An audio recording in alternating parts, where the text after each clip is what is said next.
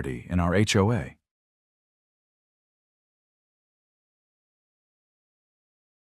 I hardly know where to begin. Several weeks ago, after another long day on the job, I returned home expecting nothing more than my usual quiet routine. Dinner, perhaps a few episodes of my favorite series, and an early night. Instead, as soon as I unlocked the door, I was met with a sight I never could have imagined.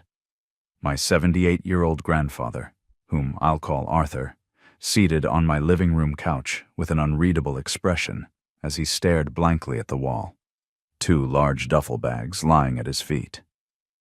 There was no TV noise or the tapping of a smartphone.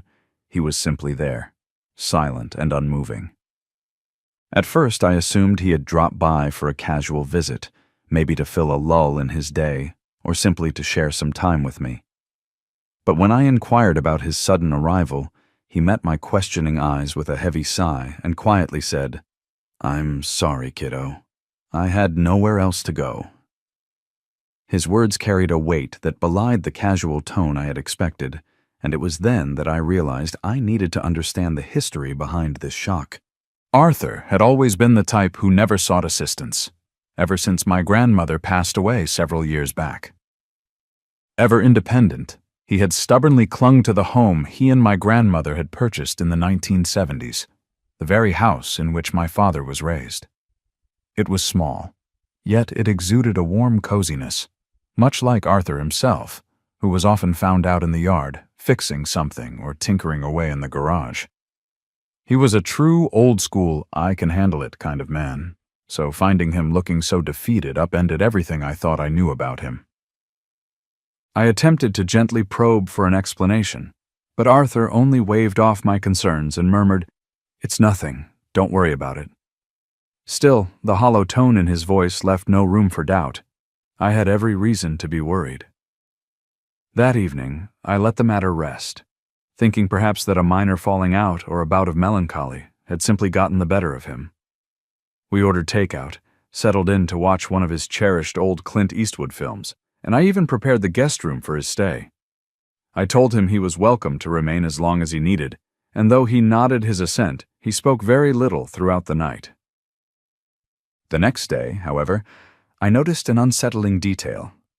His car was no longer in my driveway. When I inquired about it, Arthur replied casually, "I left it at my house." This struck me as peculiar. If his car wasn't with him, how had he managed to get here? After a moment's pause, he added, "Marlene gave me a ride." Marlene, the name of his next-door neighbor, suddenly set off alarm bells in my mind. Marlene was notorious in our community as an overly zealous member of the Homeowners Association, HOA, the kind who treated every minor infraction as if it were a catastrophic breach of the rules. For as long as I could remember, Arthur and Marlene had clashed over trivial matters, such as complaints about an unruly lawn or misplaced garbage cans lingering too long after pickup day. In her eyes, enforcing the rules was a full-time job, and her interference was both relentless and petty. So why, I wondered, would Marlene be the one to drive Arthur here? And why would he choose not to use his own car? I pressed him once more for details, but he only mumbled something about not wanting to discuss it further. Recognizing his stubbornness, I decided not to force the conversation and let the matter rest for the night. Yet over the ensuing days, oddities continued to pile up. Arthur avoided any mention of his own house, deftly diverting the conversation whenever it was raised. He no longer seemed like his usual self. More anxious, jumpy even, as though he were expecting something dreadful to occur at any moment. He would flinch every time his phone buzzed, yet never bothered to answer it. And on more than one occasion, I caught him peering out of the window as if he were vigilantly watching for an approaching threat. Finally, driven by concern and curiosity, I decided to take matters into my own hands. One afternoon, without informing Arthur, I drove over to his house. I didn't wish to further upset him, but I had to know what was happening. Upon arriving, an immediate detail made my stomach churn. Marlene's car was parked right in his driveway. At first, I assumed she might have simply been there to check on the property or lend a hand, but a closer inspection of the front door revealed a typed note, conspicuously taped on. The note was addressed to occupants of Arthur's address and bore the signature of the HOA board. Its contents declared the property abandoned and warned that any unauthorized entry would be deemed trespassing. I stood there, frozen for what felt like an eternity, staring at the note. Abandoned? There was no way Arthur could have abandoned his home. He had been evicted from it, and the presence of Marlene's car in his driveway only deepened the mystery. I knocked on the door, but there was no answer. Through a window, I could discern that some of Arthur's furniture remained, yet it had been haphazardly rearranged, as if someone else had been living there in his stead. The sight made me feel queasy. In a state of mounting anxiety, I hurried back to my car and phoned Arthur.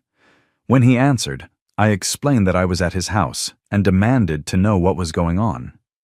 After a long, heavy pause, he finally whispered, "Kiddo, you need to leave. Just come back home. I'll explain everything later." His tone was so urgent that I had no choice but to obey, though his promise of an explanation was never immediately forthcoming. When I returned home, I found him seated at my kitchen table, staring listlessly at a cup of coffee that had long since gone cold. I tried questioning him once more, but he simply shook his head and murmured, "It doesn't matter. The HOA won. It's their house now."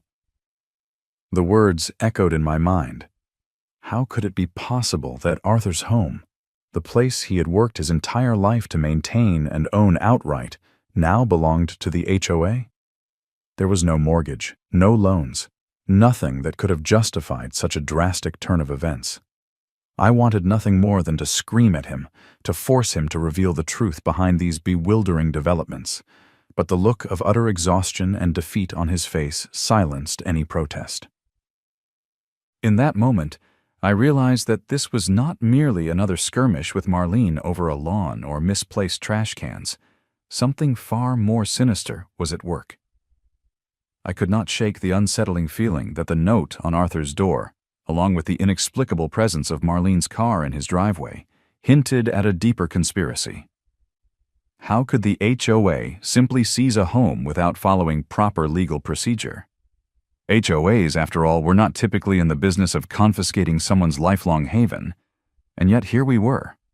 For a few days, I tried in vain to coax Arthur into revealing more about what had transpired. But each time I broached the subject, he would deflect with vague reassurances like, "What's done is done," or "You don't need to worry about it." But worry was inevitable. This was not just a minor dispute. This was Arthur's home at stake. Finally, after nights of restless contemplation, I resolved that I could wait no longer. I had to uncover the truth on my own. The following day, I returned to Arthur's property, this time under the bright light of day. I parked a block away and walked cautiously along the street to avoid drawing Marlene's attention. As I approached, I noted once again that her car was still stationed in the driveway, and there was something profoundly off about the house itself. It no longer radiated the warm, lived-in ambiance that I remembered. Gone were the charming wind chimes that used to tinkle gently on the porch, the vibrant flower pots placed lovingly by the door, and even the quaint little flagpole that proudly displayed seasonal flags.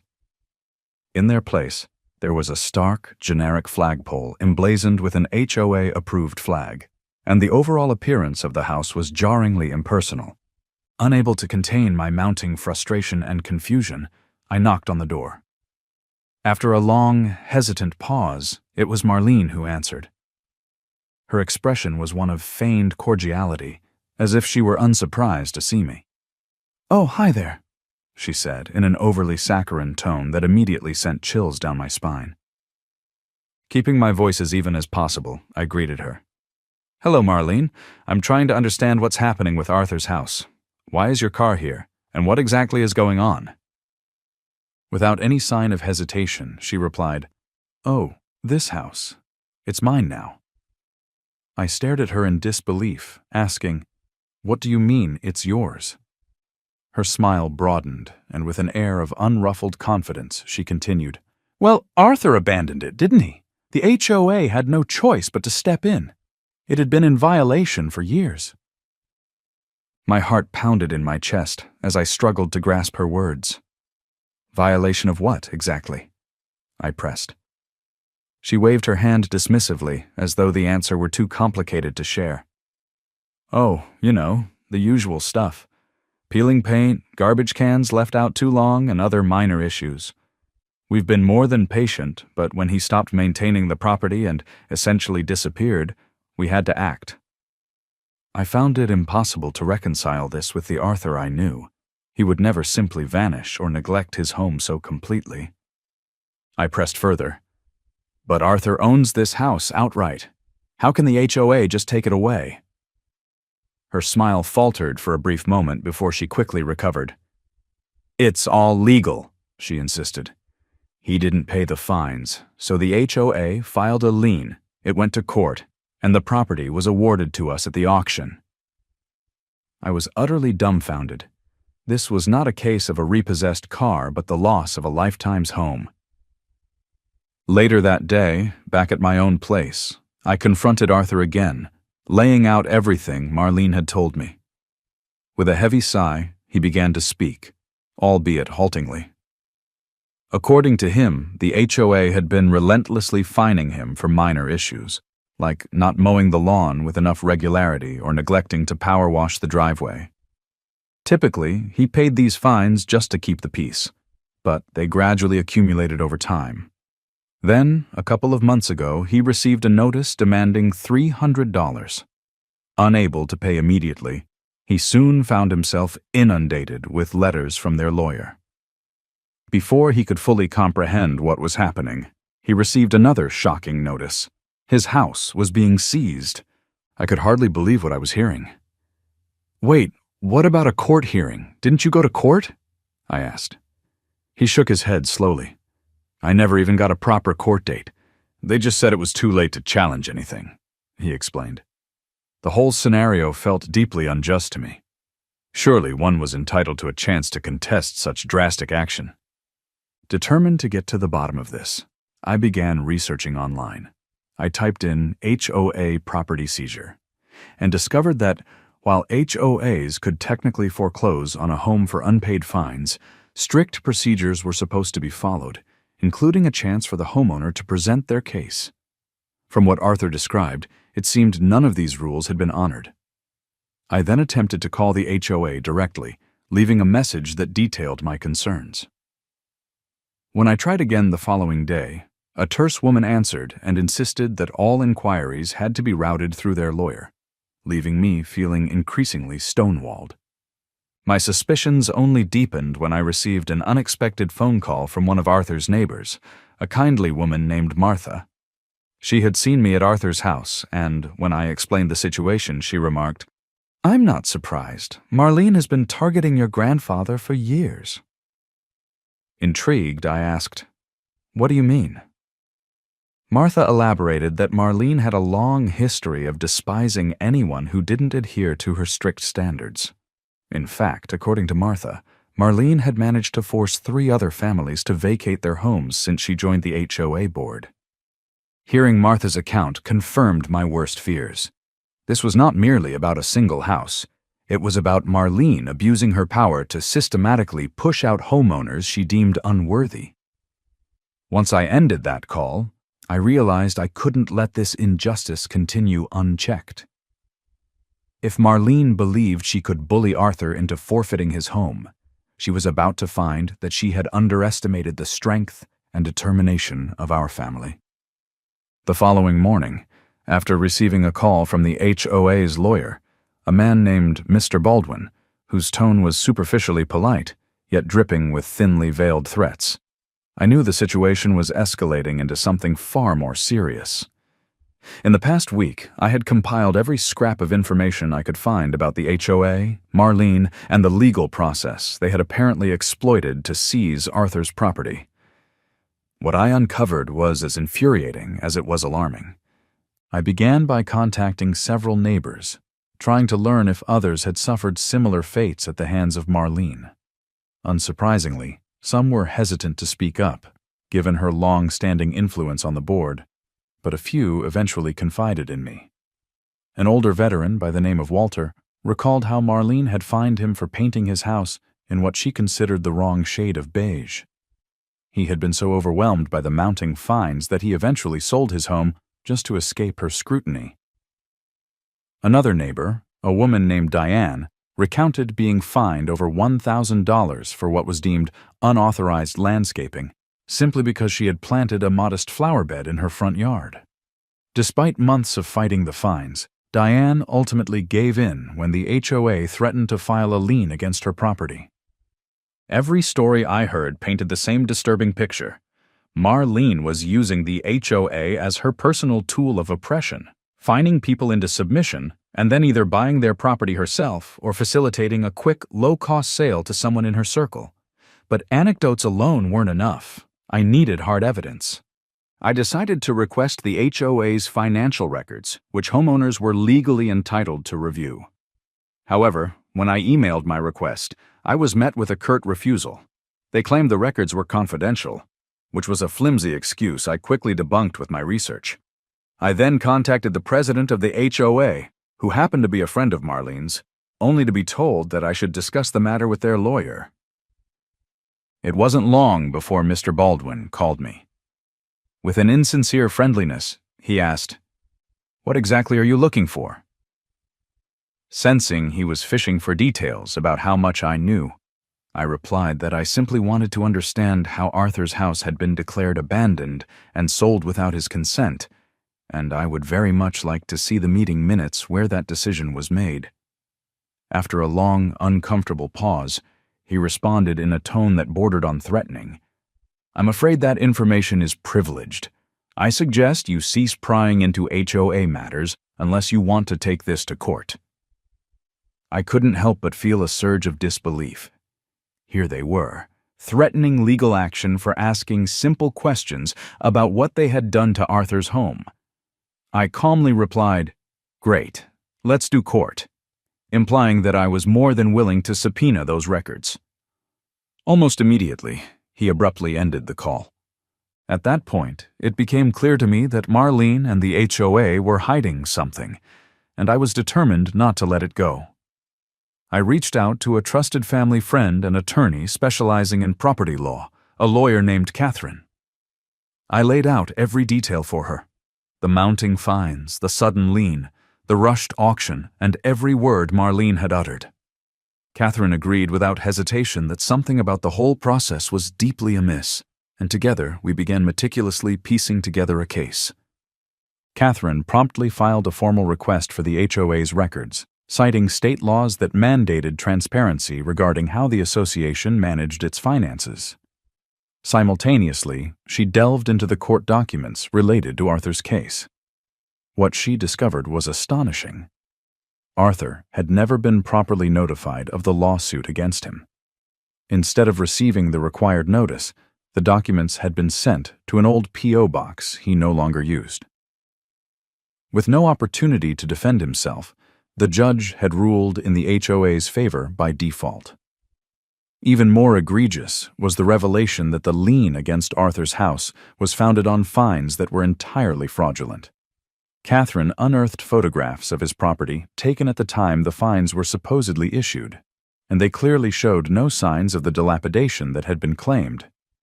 It became evident that Marlene had fabricated the violations and manipulated the HOA board into approving them so that she could seize the property.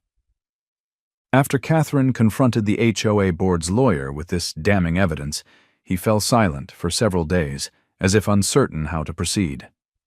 Then, as if things couldn't get any more unnerving, Marlene began appearing at my home. Initially, it was just subtle. Her car would idly cruise by, idling at the far end of my driveway. But soon enough, she knocked on my door. When I opened it, she attempted a friendly greeting, saying, "Oh, I just wanted to talk. There's been a misunderstanding, and I believe we can work something out." I wasn't convinced for even a second.